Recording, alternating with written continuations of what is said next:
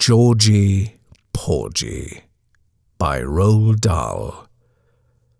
Read by Huw Carr. Directed by Brenden James.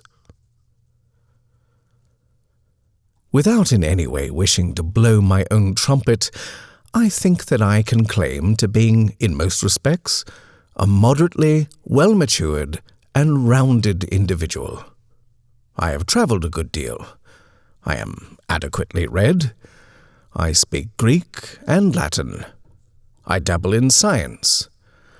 I can tolerate a mildly liberal attitude in the politics of others. I have compiled a volume of notes upon the evolution of the madrigal in the 15th century. I have witnessed the death of a large number of persons in their beds, and, in addition, I have influenced, at least I hope I have, the lives of quite a few others by the spoken word delivered from the pulpit.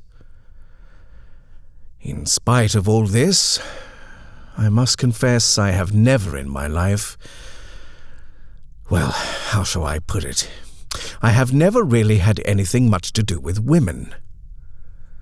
To be perfectly honest, up until 3 weeks ago, I had never so much as laid a finger on one of them, except, perhaps, to help them over a stile or something like that when the occasion demanded. And even then I always tried to ensure that I touched only the shoulder or the waist or some other place where the skin was covered, because the one thing I never could stand was actual contact between my skin and theirs. Skin touching skin. My skin, that is, touching the skin of a female. Whether it were leg, neck, face, hand, or merely finger, was so repugnant to me that I invariably greeted a lady with my hands clasped firmly behind my back to avoid the inevitable handshake. I could go further than that and say that any sort of physical contact with them, even when the skin wasn't bare, would disturb me considerably. If a woman stood too close to me in a queue so that our bodies touched, or if she squeezed in beside me on a bus seat, hip to hip and thigh to thigh, my cheeks would begin burning like mad, and little prickles of sweat would start coming out all over the crown on my head. This condition is all very well in a schoolboy who has just reached the age of puberty. With him, it is simply Dame Nature's way of putting the brakes on holding the lad back until he is old enough to behave himself like a gentleman. I approve of that. But there was no reason on God's earth why I, at the ripe old age of 31, should continue to suffer a similar embarrassment. I was well trained to resist temptation, and I was certainly not given to vulgar passions. Had I been even the slightest bit ashamed of my own personal appearance, then that might possibly have explained the whole thing. But I was not. On the contrary, and though I say it myself, the fates have been rather kind to me in that regard. I stood exactly 5.5 feet tall in my stockinged feet, and my shoulders, though they sloped downward a little from the neck, were nicely in balance with my small, neat frame. Personally, I've always thought that a little slope on the shoulder lends a subtle and faintly aesthetic air to a man who is not overly tall. Don't you agree? My features were regular, my teeth were in excellent condition, protruding only a smallish amount from my upper jaw, and my hair, which was unusually brilliant ginger red, grew thickly all over my scalp. Good heavens above, I have seen men who were perfect shrimps in comparison with me, displaying an astonishing aplomb in the dealings with the fairer sex. And oh, how I envied them, how I longed to do likewise, to be able to share in a few of those pleasant little rituals of contact that I observed continually taking place between men and women. The touching of hands, The peck on the cheek, the linking of arms, the pressure of knee against knee or foot against foot under a dining table, and most of all, the full-blown violent embrace that comes when two of them join together on the floor for a dance. But such things were not for me, alas. I had to spend my time avoiding them instead, and this, my friends, was easier said than done, even for a humble curate in a small country region far from the flesh pots of the metropolis. My flock, you understand, contained an inordinate number of ladies.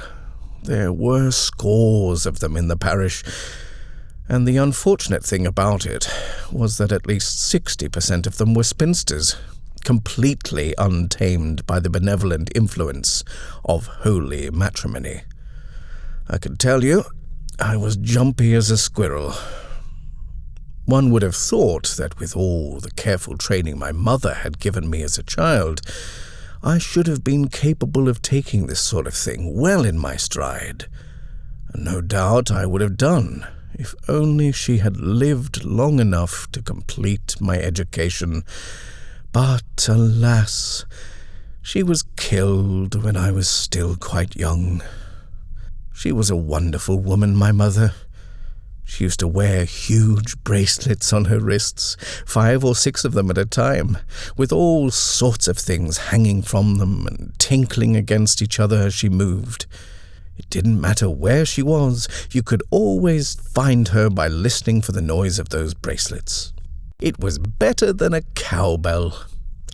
And in the evenings she used to sit on the sofa in her black trousers, with her feet tucked up underneath her, smoking endless cigarettes from a long black holder, and I'd be crouching on the floor watching her. "You want to taste my martini, George?" he used to ask. "Stop it, Claire," my father would say. "If you're not careful, you'll stunt the boy's growth." "Go on," she said. "Don't be frightened. Drink it." I always did everything my mother told me. "That's enough," my father said. "He only has to know what it tastes like." "Please don't interfere, Boris. This is very important." My mother had a theory that nothing in the world should be kept secret from a child. Show him everything. Make him experience it. I'm not going to have any boy of mine going around whispering dirty secrets with other children and having to guess about this thing and that simply because no one will tell him. Tell him everything. Make him listen. "Come over here, Georgie. I'm going to tell you what there is to know about God." She never read stories to me at night before I went to bed. She just told me things instead. And every evening it was something different. "Come over here, George, because now I'm going to tell you about Muhammad." She would be sitting on the sofa in her black trousers with her legs crossed and her feet tucked up underneath her, and she'd beckon to me in a queer, languorous manner with the hand that held the long black cigarette holder, and the bangles would start jingling all the way up her arm. If you must have a religion, I suppose Mohammedanism is as good as any of them. It's all based on keeping healthy. You have lots of wives, and you must never, ever smoke or drink. "Why mustn't you smoke or drink, Mummy?" "Because if you've got lots of wives, you have to keep healthy and virile." "What is virile?" "I'll go into that tomorrow, my pet. Let's deal with one subject at a time. Another thing about the Mohammedan is that he never gets constipated." "Now, Claire," my father would say, looking up from his book, "stick to the facts." "My dear Boris, you don't know anything about it. Now, if only you would try bending forward and touching the ground with your forehead morning, noon and night every day facing Mecca, you might have a bit less trouble in that direction yourself." I used to love listening to her, even though I could only understand about half of what she was saying. She really was telling me secrets, and there wasn't anything more exciting than that. Come over here, Georgie, and I'll tell you precisely how your father makes his money. Now, Claire, that's enough. Nonsense, darling. Why make a secret out of it with the child? He'll only imagine something much worse. I was exactly 10 years old when she started giving me detailed lectures on the subject of sex. This was the biggest secret of them all, and therefore the most enthralling.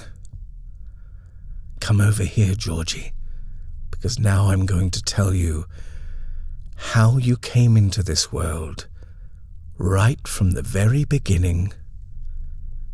I saw my father glance up quietly and open his mouth wide the way he did when he was going to say something vital, but my mother was already fixing him with those brilliant, shining eyes of hers, and he went slowly back to his book without uttering a sound. "Your poor father is embarrassed," she said, and she gave me her private smile, the one she gave nobody else, only to me. The one-sided smile where one corner of her mouth lifted slowly upward until it made a lovely long wrinkle that stretched right up to the eye itself and became a sort of wink smile instead. Embarrassment, my pet, is the one thing that I want you never to feel. And don't think for a moment that your father is embarrassed only because of you. My father started wriggling about in his chair. My God, he's even embarrassed about things like that when he's alone with me, his own wife. About things like what? I asked.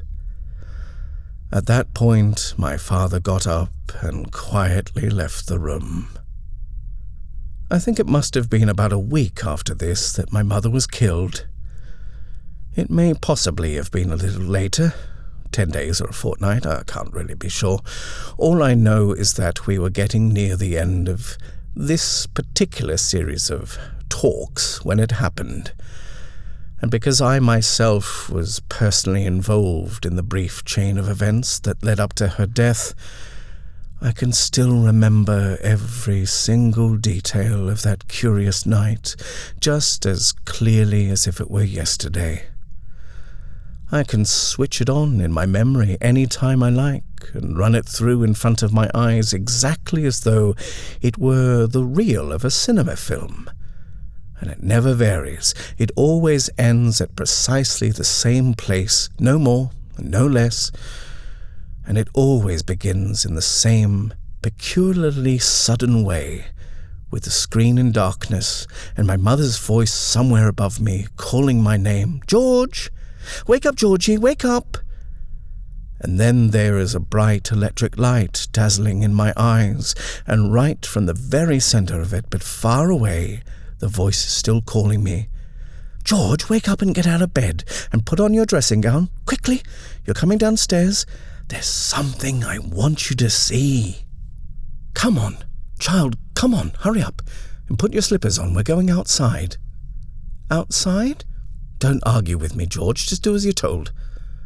I'm so sleepy, I can hardly see to walk, but my mother takes me firmly by the hand and leads me downstairs and out through the front door into the night, where the cold air is like a sponge of water in my face, and I can open my eyes wide and see the lawn all sparkling with frost, and the cedar tree with its tremendous arms standing black against a thin, small moon, and overhead a great mass of stars is wheeling up into the sky.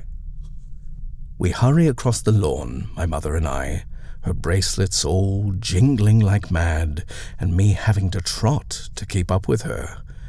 Each step I take, I can feel the crisp, frosty grass crunching softly underfoot. "Josephine has just started having her babies," my mother says. It's a perfect opportunity. You shall watch the whole process." There is a light burning in the garage when we get there, and we go inside. My father isn't there, nor is the car, and the place seems huge and bare, and the concrete floor is freezing through the soles of my bedroom slippers. Josephine is reclining on a heap of straw inside the low wire cage in one corner of the room, a large blue rabbit with small pink eyes that watch us suspiciously as we go towards her. The husband, whose name is Napoleon, is now in a separate cage in the opposite corner, and I notice that he is standing up on his hind legs, scratching impatiently at the netting.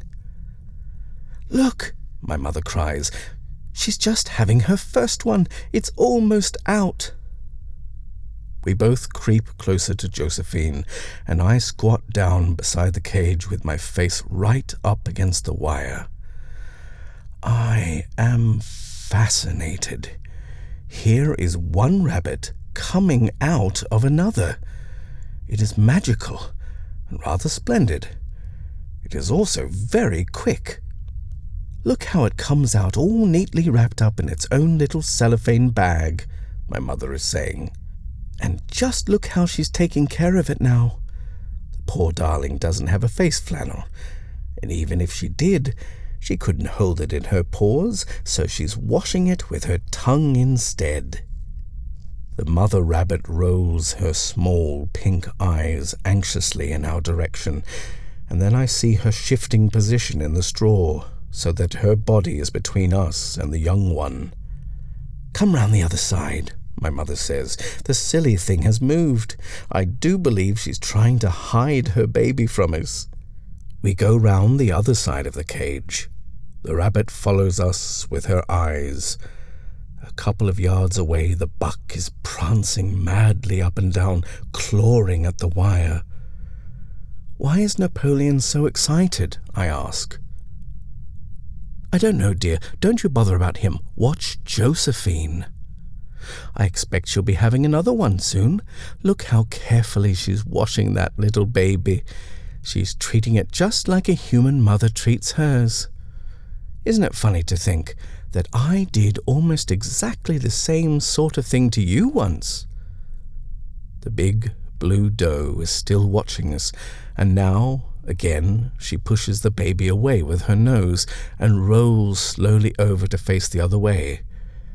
Then she goes on with her licking and cleaning. "Isn't it wonderful how a mother knows instinctively just what she has to do?" my mother says. "Now, you just imagine, my pet, that the baby is you and Josephine is me. Wait a minute. Come back over here and so you can get another look." We creep back round the cage to keep the baby in view. See how she's fondling it and kissing it all over. There, she's really kissing it now, isn't she? Exactly like me and you. I peer closer. It seems a queer way of kissing to me. "Look," I scream, "she's eating it." And sure enough, the head of the baby rabbit is now disappearing swiftly into the mother's mouth. "Mummy, quick!" But almost before the sound of my scream has died away, the whole of that tiny pink body has vanished down the mother's throat. I swing quickly around, and the next thing I know, I'm looking straight into my own mother's face, not 6 inches above me, and no doubt she is trying to say something, or it may be that she is too astonished to say anything, but all I see is the mouth, the huge red mouth opening wider and wider until it is just a great, big, round, gaping hole with a black center, and I scream, and this time I can't stop. Then suddenly out come her hands, and I can feel her skin touching mine, the long, cold fingers closing tightly over my fists. And I jump back and jerk myself free and rush blindly out into the night. I run down the drive and through the front gates, screaming all the way, and then above the noise of my own voice, I can hear the jingle of bracelets coming up behind me in the dark, getting louder and louder as she keeps gaining on me all the way down the long hill to the bottom of the lane and over the bridge on the main road where the cars are streaming by at 60 miles an hour with headlights blazing. And somewhere behind me, I hear a screech of tires skidding on the road surface. And then there is silence, and I notice suddenly that the bracelets aren't jingling behind me anymore. Poor mother. If only she could have lived a little longer. I admit that she gave me a nasty fright with those rabbits, but it wasn't her fault. And anyway, queer things like that were always happening between her and me. I had come to regard them as a sort of toughening up process that did me more good than harm. But if only she could have lived long enough to complete my education. I'm sure I should never have had all that trouble I was telling you about a few minutes ago. I want to get on with that now. I didn't mean to begin talking about my mother. She doesn't have anything to do with that, what I originally started out to say. I won't mention her again.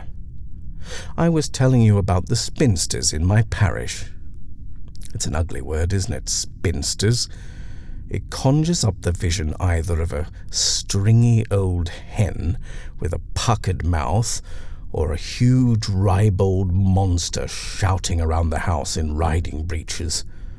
But these were not like that at all. They were a clean, healthy, well-built group of females, the majority of them highly bred and surprisingly wealthy, and I feel sure that the average unmarried man would have been gratified to have them around. In the beginning, when I first came to the vicarage, I didn't have too bad a time. I enjoyed a measure of protection, of course, by reason of the calling and my cloth. In addition, I myself adopted a cool, dignified attitude that was calculated to discourage familiarity. For a few months, therefore, I was able to move freely among my parishioners, and no one took the liberty of linking her arm in mine at a charity bazaar, or of touching my fingers with hers as she passed me the cruet at supper time. I was very happy. I was feeling better than I had in years. Even that nervous habit I have of flicking my earlobe with my forefinger when I talked began to disappear. This was what I call my first period, and it extended over approximately 6 months. Then came trouble. I suppose I should have known that a healthy male like myself couldn't hope to evade embroilment indefinitely simply by keeping a fair distance between himself and the ladies. It just doesn't work. If anything, it has the opposite effect. I would see them eyeing me covertly across the room at a whist drive, whispering to each other, nodding, running their tongues over their lips, sucking at their cigarettes, plotting the best approach, but always whispering. And sometimes I overheard snatches of their talk. What a shy person. He's just a trifle nervous, isn't he? He's much too tense. He needs companionship. He wants loosening up. We must teach him how to relax. And then slowly, as the weeks went by, they began to stalk me. I knew they were doing it. I could feel it happening, although at first they did nothing definite to give themselves away. That was my second period. It lasted for the best part of a year, and was very trying indeed. But it was paradise compared with the third and final phase. For now, instead of sniping at me sporadically from far away, the attackers suddenly came charging out of the wood with bayonets fixed. It was terrible, frightening. Nothing is more calculated to unnerve a man than the swift, unexpected assault. Yet I am not a coward. I will stand my ground against any single individual my own size, under any circumstances. But this onslaught, I am now convinced, was conducted by vast numbers operating as one skillfully coordinated unit. The first offender was Miss Elphinston, a large woman with moles. I had dropped in on her during an afternoon to solicit a contribution towards a new set of bellows for the organ, and after some pleasant conversation in the library, she had graciously handed me a cheque for 2 guineas. I told her not to bother to see me to the door, and I went out into the hall to get my hat. I was about to reach for it, when all at once, she must have been tiptoeing up behind me, all at once I felt a bare arm sliding through mine, and 1 second later, her fingers were entwined in my own, and she was squeezing my hand hard, in, out, as though it were the bulb of a throat spray. "Are you really so very reverend as you're always pretending to be?" she whispered. Well, all I can tell you is that when that arm of hers came sliding in under mine, it felt exactly as though a cobra were coiling itself around my wrist. I leaped away, pulled open the front door, and fled down the drive without looking back. The very next day we held a jumble sale in the village, again to raise money for the new bellows, and towards the end of it I was standing in one corner drinking quietly a cup of tea and keeping an eye on the villagers crowding round the stalls, when all of a sudden I heard a voice beside me saying, "Dear me, what a hungry look you have in those eyes of yours." The next instant a long, curvaceous body was leaning up against mine, and a hand with red fingernails was trying to push a thick slice of coconut cake into my mouth. "Miss Pratley," I cried, "please." But she'd got up against the wall, and with a teacup in one hand and a saucer in the other, I was powerless to resist. I felt the sweat breaking out all over me, and if my mouth hadn't quickly become full of the cake she was pushing into it, I honestly believe I would have started to scream. A nasty incident, that one. But there was worse to come. The next day it was Miss Unwin. Now, Miss Unwin happened to be a close friend of Miss Elphinston and of Miss Pratley's, and this, of course, should have been enough to make me very cautious. Yet who would have thought that she, of all people, Miss Unwin, that quiet, gentle little mouse, who only a few weeks before had presented me a new hassock exquisitely worked in needlepoint with her own hands, who would have thought that she would have taken a liberty with anyone? So when she asked me to accompany her down into the crypt to show her the Saxon murals, it never entered my head that there was devilry afoot. But there was. I don't propose to describe that encounter. It was too painful, and the ones which followed were no less savage. Nearly every day from then on, some new outrageous incident would take place. I became a nervous wreck. At times I hardly knew what I was doing. I started reading the burial service at young Gladys Pritchard's wedding. I dropped Mrs. Harris's new baby into the font during the christening and gave it a nasty ducking. An uncomfortable rash that I hadn't had in over 2 years reappeared on the side of my neck, and that annoying business with my earlobe came back worse than ever before. Even my hair began coming out in the comb. The faster I retreated, the faster they came after me. Women are like that. Nothing stimulates them quite so much as a display of modesty or shyness in a man.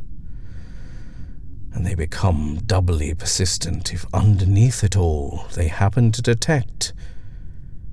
And here I have the most difficult confession to make. If they happen to detect, as they did in me, a little secret gleam of longing shining in the backs of the eyes.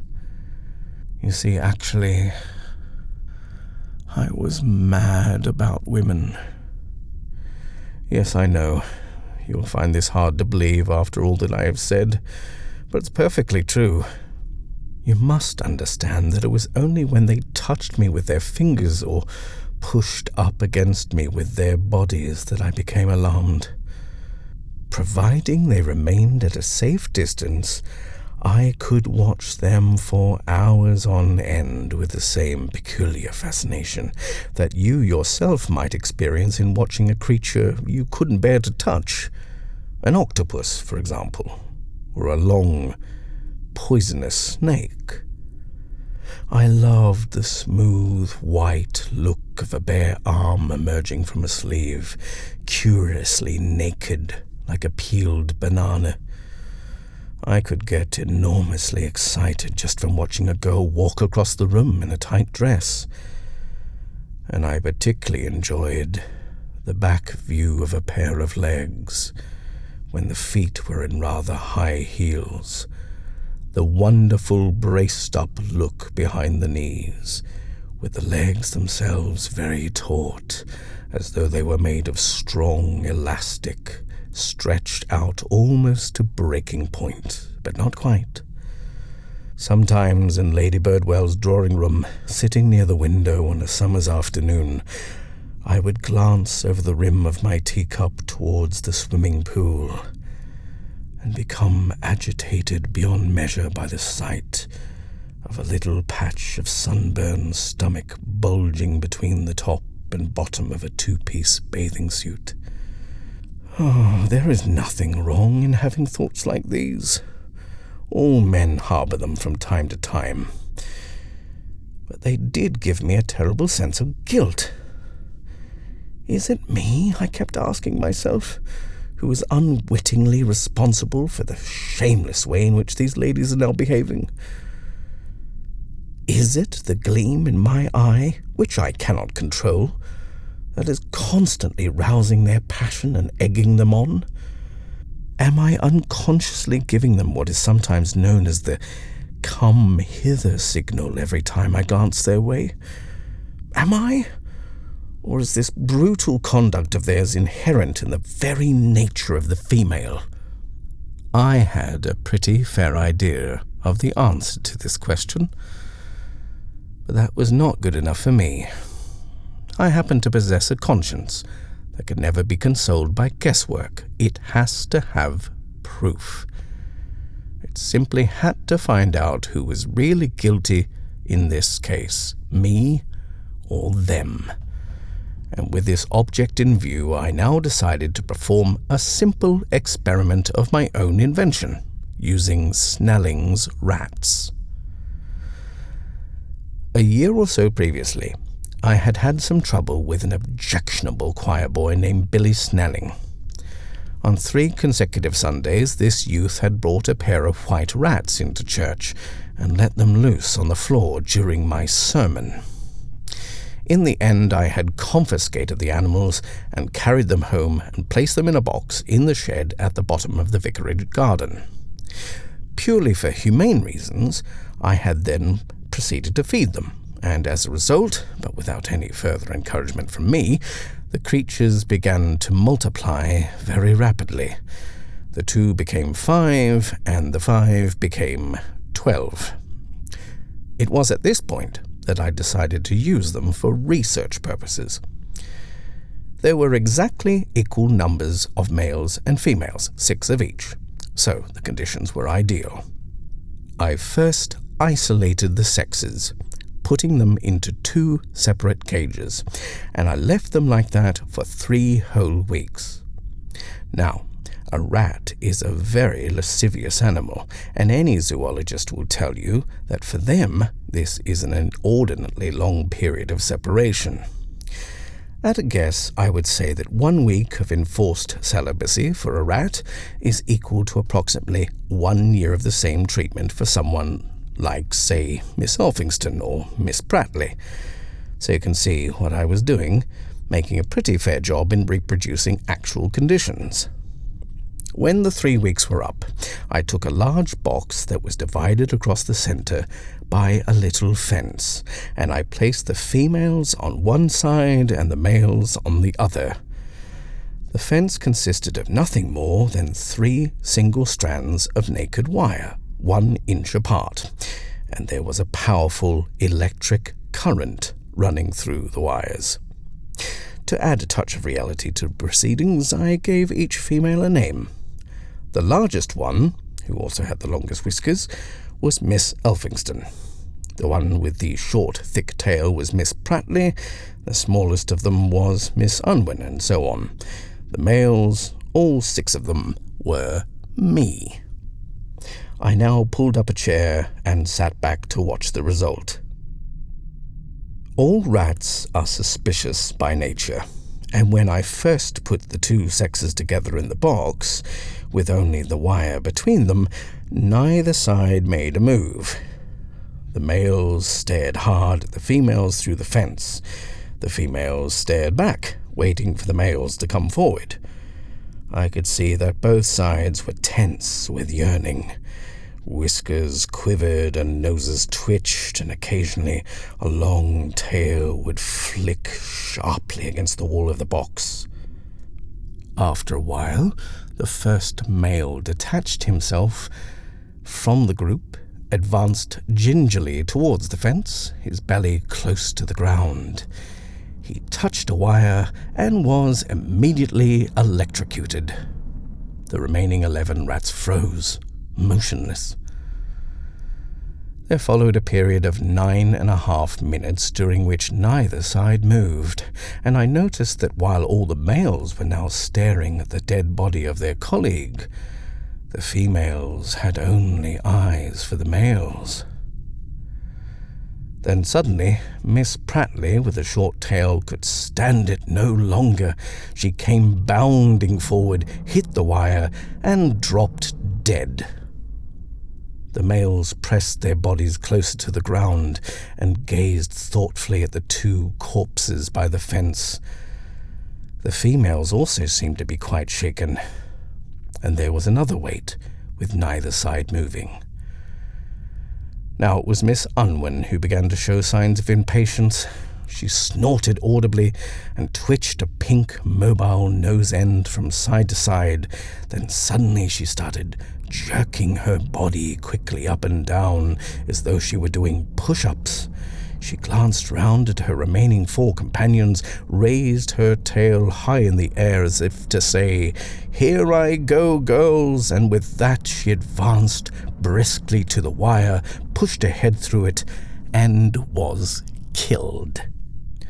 16 minutes later, Miss Foster made her first move. Miss Foster was a woman in the village who bred cats, and recently she had had the effrontery to put up a large sign outside her house in the high street saying Foster's Cattery. Through long association with the creatures, she herself seemed to have acquired all their most noxious characteristics, and whenever she came near me in a room I could detect, even through the smoke of her Russian cigarettes, a faint but pungent aroma of cat.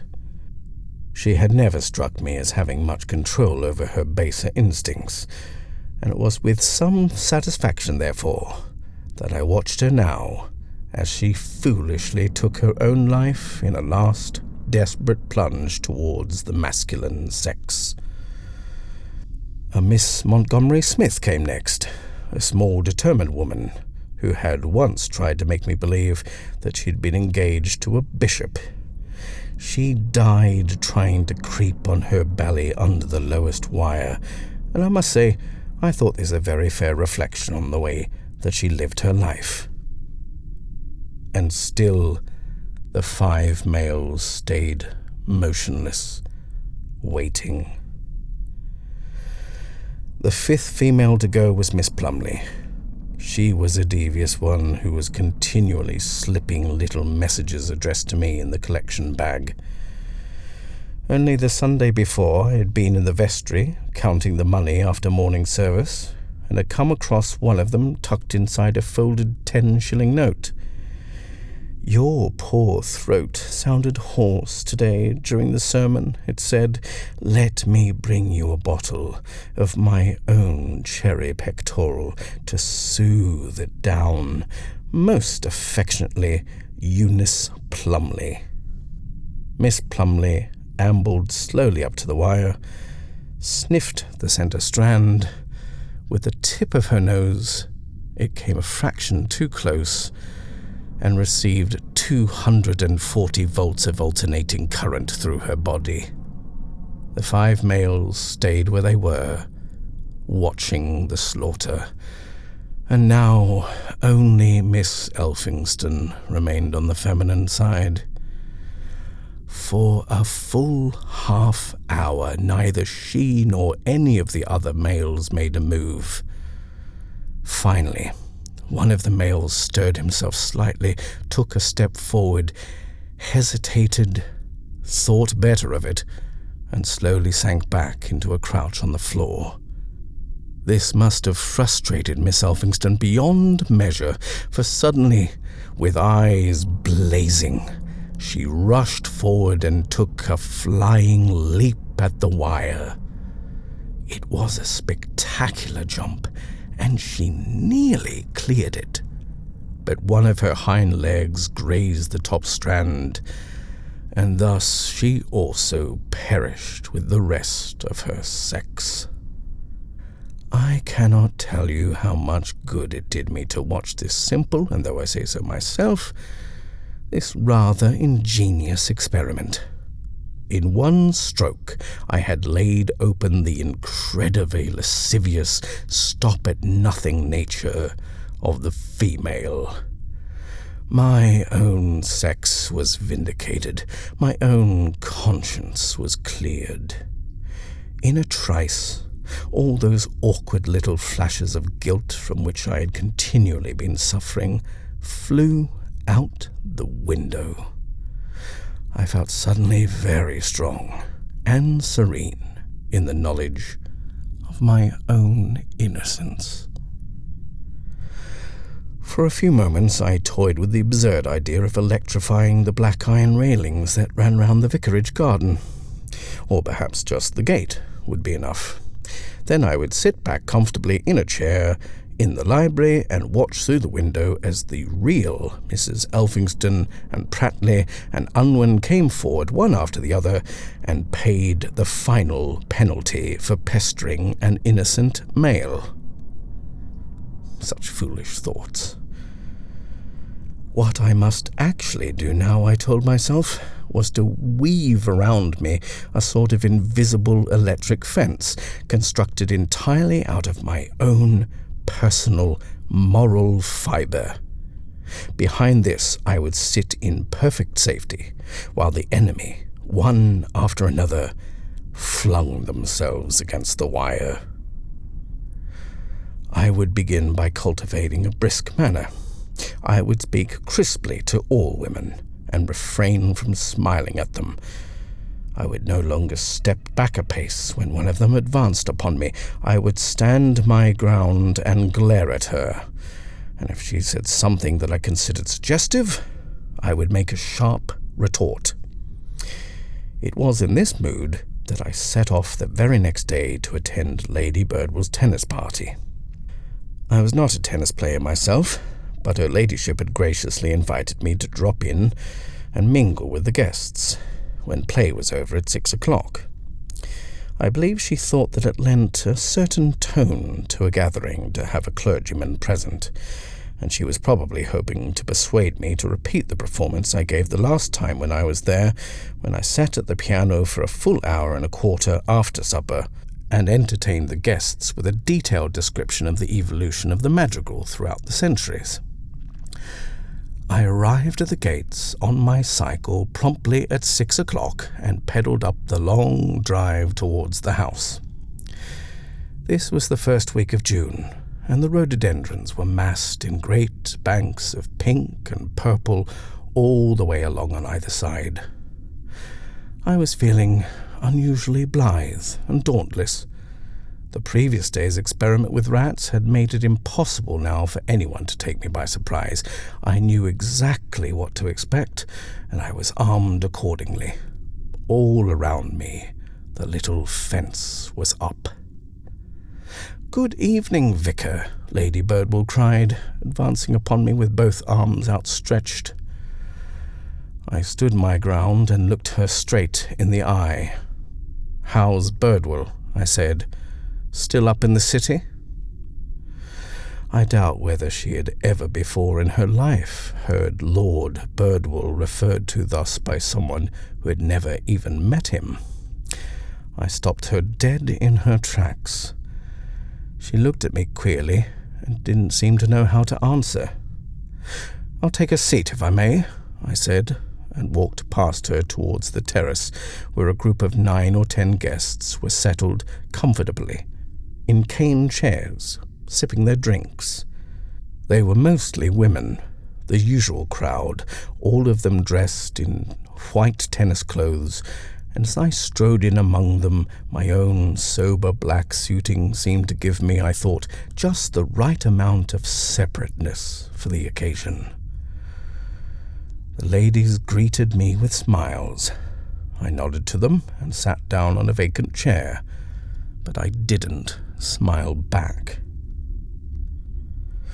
"I think perhaps I'd better finish my story another time," Miss Elphinston was saying. "I don't believe the vicar would approve." She giggled and gave me an arch look. I knew she was waiting for me to come out with my usual little nervous laugh and to say my usual little sentence about how broad-minded I was. But I did nothing of the sort. I simply raised one side of my upper lip until it shaped itself into a tiny curl of contempt. I had practiced in the mirror that morning. And then I said sharply in a loud voice, "Mens sana in corpore sano." "What's that?" she cried. "Come again, Vicar?" "A clean mind in a healthy body," I answered. "It's a family motto." There was an odd kind of silence for quite a long time after this. I could see the women exchanging glances with one another, frowning, shaking their heads. "The vicar's in the dumps," Miss Foster announced. She was the one who bred cats. "I think the vicar needs a drink." "Thank you," I said, "but I never imbibe, you know that." "Then do let me fetch you a nice cooling glass of fruit cup." This last sentence came softly and rather suddenly from someone just behind me to my right, and there was a note of such genuine concern in the speaker's voice that I turned around. I saw a lady of singular beauty whom I had met only once before, about a month ago. Her name was Miss Roche, and I remembered that she had struck me then as being a person far out of the usual run. I had been particularly impressed by her gentle and reticent nature, and the fact that I had felt comfortable in her presence proved beyond doubt that she was not the sort of person who would try to impinge herself upon me in any way.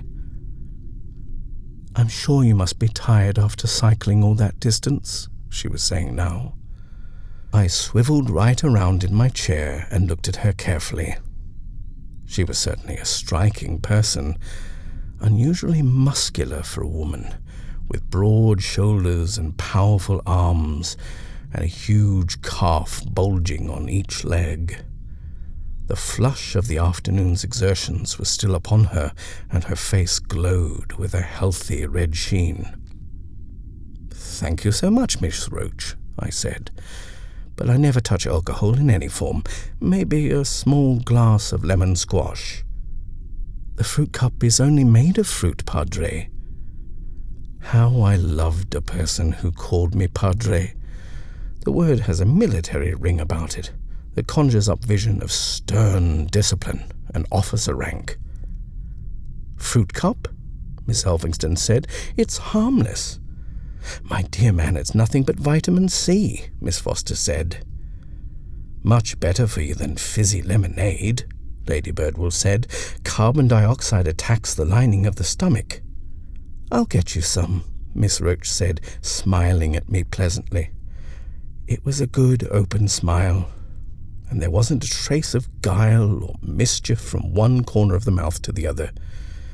She stood up, and walking over to the drink table, I saw her slicing an orange, then an apple, then a cucumber, then a grape, and dropping the pieces into a glass. Then she poured in a large quantity of liquid from a bottle whose label I couldn't quite read without my spectacles, but I fancied that I saw the name Jim on it, or Tim, or Pim, or some such word. "I hope there's enough left," Lady Birdwool called out. "Those greedy children of mine do love it so." "Plenty," Miss Roche answered, and she brought the drink to me and set it on the table. Even without tasting it, I could easily understand why children adored it. The liquid itself was dark amber red, and there were great hunks of fruit floating around among the ice cubes on top of it all. Miss Roche had placed a sprig of mint. I guessed that the mint had been put there specially for me, to take away some of the sweetness and to lend a touch of grown-upness to the concoction that was otherwise so obviously for youngsters. "Too sticky for you, Padre?" "It's delectable," I said, sipping it. "Quite perfect." It seemed a pity to gulp it down quickly after all the trouble Miss Roche had taken to make it, but it was so refreshing I couldn't resist. "Do let me make you another." I liked the way she waited until I had set the glass down on the table instead of trying to take it out of my hand. "I wouldn't eat the mint if I were you," Miss Elphingston said. "I'd better get another bottle from the house," Lady Birdwool called out. "You're going to need it, Mildred." "Do that," Miss Roche replied. "I drink gallons of the stuff myself," she went on, speaking to me, "and I don't think you'd say that I'm exactly what you might call emaciated." "No, indeed," I answered fervently. I was watching her again as she mixed me another brew, noticing how the muscles rippled under the skin of the arm that raised the bottle. Her neck also was uncommonly fine when seen from behind, not thin and stringy like the necks of a lot of those so-called modern beauties, but thick and strong, with a slight ridge running down either side where the sinews bulged. It wasn't easy to guess the age of a person like this, but I doubted whether she could have been more than 48 or 9. I had just finished my second big glass of fruit cup when I began to experience a most peculiar sensation. I seemed to be floating up out of my chair, and hundreds of little warm waves came washing in under me, lifting me higher and higher. I felt as buoyant as a bubble, and everything around me seemed to be bobbing up and down and swirling gently from side to side. It was all very pleasant, and I was overcome by an almost irresistible desire to break into song. "Feeling happy?" Miss Roche's voice sounded miles and miles away, and when I turned to look at her, I was astonished to see how near she really was. She also was bobbing up and down. "Terrific," I answered. "I'm feeling absolutely terrific." Her face was large and pink, and it was so close to me that I could now see the pale carpet of fuzz covering both her cheeks, and the way the sunlight caught each separate hair and made it shine like gold. All of a sudden I found myself wanting to put out a hand and stroke those cheeks of hers with my fingers. To tell the truth, I wouldn't have objected in the least if she had tried to do the same to me. "Listen," she said softly, "how about the two of us taking a little stroll down the garden to see the lupins?" "Fine," I answered. "Lovely, anything you say." There is a small Georgian summer house alongside the croquet lawns in Lady Birdwell's garden, and the very next thing I knew, I was sitting inside it on a kind of chaise lounge, and Miss Roche was beside me. I was still bobbing up and down, and so was she, and so, for that matter, was the summer house. But I was feeling wonderful. I asked Miss Roche if she would like me to give her a song. "Not now," she said, encircling me with her arms and squeezing my chest against hers so hard that it hurt. "Don't," I said, melting. "That's better," she kept saying. "That's much better, isn't it?" Had Miss Roche or any other female tried to do this sort of thing to me an hour before, I don't quite know what would have happened. I think I probably would have fainted. I might even have died. But here I was now, the same old me, actually relishing the contact of those enormous bare arms against my body. Also, this was the most amazing thing of all. I was beginning to feel the urge to reciprocate. I took the lobe of her left ear between my thumb and forefinger and tugged at it playfully. "Naughty boy," she said. I tugged harder and squeezed it a bit at the same time. This roused her to such a pitch that she began to grunt and snort like a hog. Her breathing became loud and stertorous. "Kiss me," she ordered. "What?" I said. "Come on. Kiss me." At that moment, I saw her mouth.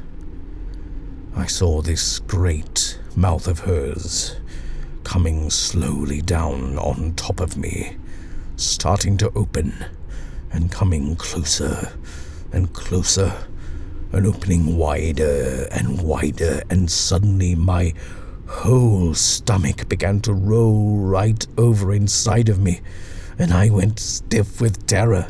"No!" I shrieked. "Don't! Don't, Mummy! Don't!" I can only tell you that I have never in all my life seen anything more terrifying than that mouth. I simply could not stand it coming at me like that. Had it been a red-hot iron someone was pushing into my face, I wouldn't have been nearly so petrified. I swear I wouldn't. The strong arms were around me, pinning me down so I couldn't move, and the mouth kept getting larger and larger, and then all at once it was right on top of me, huge and wet and cavernous, and the next second I was inside of it. I was right inside this enormous mouth, lying on my stomach along the length of the tongue, with my feet somewhere around the back of the throat, and I knew instinctively that unless I got myself out again at once, I was going to be swallowed alive, just like that baby rabbit. I could feel my legs being drawn down the throat by some kind of suction, and quickly I threw up my arms and grabbed hold of the lower front teeth and held on for dear life. My head was near the mouth entrance, and I could actually look right out between the lips and see a little patch of the world outside. Sunlight shining on the polished wooden floor of the summer house, and on the floor itself a gigantic foot in a white tennis shoe. I had a good grip with my fingers on the edge of the teeth, and in spite of the suction, I was managing to haul myself up slowly towards the daylight, when suddenly the upper teeth came down on my knuckles and started chopping away at them so fiercely I had to let go. I went sliding back down the throat, feet first, clutching madly at this and at that as I went, but everything was so smooth and slippery I couldn't get a grip. I glimpsed a bright flash of gold on the left as I slid past the last of the molars, and then 3 inches farther on I saw what must have been the uvula above me, dangling like a thick red stalactite from the roof of the throat. I grabbed it with both hands, but the thing slithered through my fingers, and I went down. I remember screaming for help, but I could barely hear the sound of my own voice above the noise of the wind that was caused by the throat owner's breathing.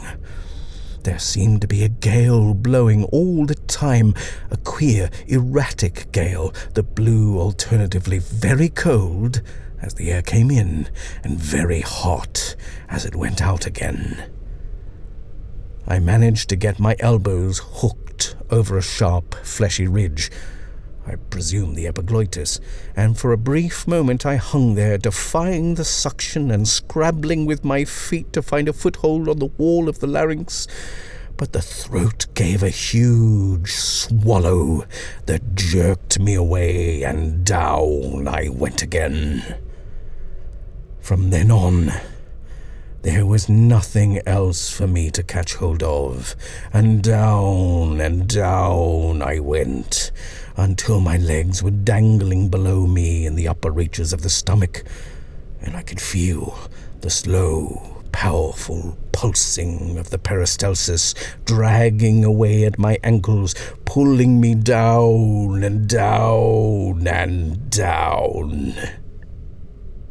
Far above me, outside in the open air, I could hear the distant babble of women's voices.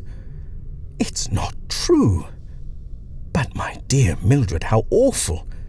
The man must be mad. Your poor mouth, just look at it. A sex maniac, a sadist. Someone ought to write to the bishop. And then Miss Roche's voice, louder than the others, swearing and screeching like a parakeet. He's damn lucky I didn't kill him, the little bastard. I said to him, listen, I said, if ever I happen to want any of my teeth extracted, I'll go to a dentist, not to a goddamn vicar. It isn't as though I'd given him any encouragement either. Where is he now, Mildred? God knows, in the bloody summer house, I suppose. Hey, girls, let's go and root him out. Oh dear, Looking back on it all now, some 3 weeks later, I don't know how I ever came through the nightmare of that awful afternoon without taking leave of my senses. A gang of witches like that is a very dangerous thing to fool around with, and had they managed to catch me in the summer house right then and there, when their blood was up, they would as likely as not have torn me limb from limb on the spot. Either that, I should have been frog-marched down to the police station with Lady Birdwell and Miss Roche leading the procession through the main street of the village. But, of course, they didn't catch me. They didn't catch me then, and they haven't caught me yet. And if my luck continues to hold, I think I've got a fair chance of evading them altogether. Or, anyway, for a few months, until they forget about the whole affair. As you might guess, I am having to keep entirely to myself and to take no part in public affairs or social life. I find that writing is a most salutary occupation at a time like this, and I spend many hours each day playing with sentences. I regard each sentence as a little wheel, and my ambition lately has been to gather several hundred of them together at once and to fit them all end to end like cogs interlocking, like gears. But each wheel a different size, each turning at a different speed. Now and again I try to put a really big one right next to a very small one, in such a way that the big one, turning slowly, will make the small one spin so fast that it hums. Very tricky, that. I also sing madrigals in the evenings, but I miss my own harpsichord terribly. All the same, this isn't such a bad place. I've made myself as comfortable as I possibly can. It is a small chamber situated in what is almost certainly the primary section of the duodenal loop, just before it begins to run vertically down in front of the right kidney. The floor is quite level. Indeed, it was the first place I came to during that horrible descent down Miss Roche's throat. And that's the only reason I managed to stop at all. Above me, I can see a pulpy sort of opening that I take to be the pylorus, where the stomach enters the small intestine. I can still remember some of those diagrams my mother used to show me, and below me there is a funny little hole in the wall where the pancreatic duct enters the lower section of the duodenum. It is all a trifle bizarre for a man of conservative tastes like myself. Personally, I like oak furniture and parquet flooring, but there is, anyway, one thing that pleases me greatly, and that is the walls. They are lovely and soft, like a sort of padding.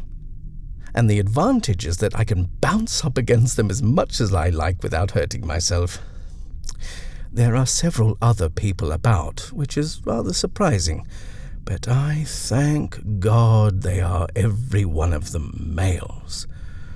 For some reason or another, they all wear white coats, and they bustle around pretending to be very busy and important. In actual fact, they are an uncommonly ignorant bunch of fellows. They don't even seem to realize where they are. I try to tell them, but they refuse to listen. Sometimes I get so angry and frustrated with them that I lose my temper and start to shout, and then a sly, mistrustful look comes over their faces, and they begin backing slowly away, saying, "Now then, take it easy, vicar, there's a good boy, take it easy." What sort of talk is that? But there is one oldish man, he comes to see me every morning after breakfast, who appears to live slightly closer to reality than the others. He is civil and dignified, and I imagine he is lonely, because he likes nothing better than to sit quietly in my room and listen to me talk. The only trouble is that whenever we get on the subject of our whereabouts, he starts telling me that he is going to help me to escape. He said it again this morning, and we had quite an argument about it. "But you see," I said patiently, "I don't want to escape." "My dear vicar, why ever not?" "I keep telling you because they're all searching for me outside." "Who?" "Miss Elphingston and Miss Roche and Miss Pratley and all of them." "What nonsense." "Oh, yes, they are. And I imagine they're after you as well, but you won't admit it." "No, my friend, they are not after me." "Then may I ask precisely what you were doing down here?" A bit of a stumper for him, that one. I could see he didn't know how to answer it. "I bet you were fooling around with Miss Roche and got yourself swallowed up just the same as I did. I'll bet that's exactly what happened, only you're ashamed to admit it." He looked suddenly so wan and defeated when I said this that I felt sorry for him. "Would you like me to sing you a song?" I asked. But he got up without answering and went quietly out into the corridor. "Cheer up," I called after him. "Don't be depressed. There is always some balm in Gilead."